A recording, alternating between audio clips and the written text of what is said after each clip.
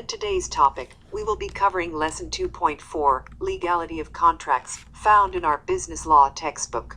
The goals are to identify contracts that are illegal, and to recognize when a writing is required to prove a contract. 4 basic indicators to tell when a contract is unenforceable due to problems with legality. 1. Statutes sometimes explicitly state that certain contracts are unenforceable.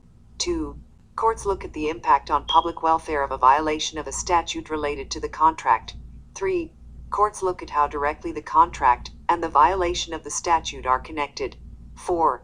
Courts look at how involved the parties are in the violation of a statute. Illegal contacts include 1. Illegal gambling. 2. Usurious interest. 3. Illegal discrimination. 4. Obstruction of legal procedures. 5. Lack of required competency license. 6. Negative effects on marriage. 7. Unreasonable restraint of trade. Price fixing, the maintaining of prices at a certain level by agreement between competing sellers. Resale price maintenance. Retail price maintenance is the practice whereby a manufacturer and its distributors agree that the distributors will sell the manufacturer's product at certain prices. Allocation of markets. Division schemes are agreements in which competitors divide markets among themselves. In such schemes, competing firms allocate specific customers or types of customers, products, or territories among themselves. Covenants not to compete. Price fixing and market allocations are agreements not to compete. One type of agreement, not to compete, is sometimes enforceable. When persons are hired, they may agree that they will not compete with their employer after the employment terminates.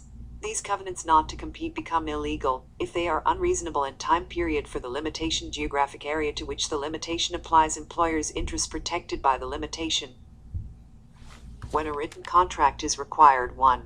The law in most states identifies distinct situations in which, should one party to such a contract deny its existence, a written contract signed by that party is required to enforce the contract.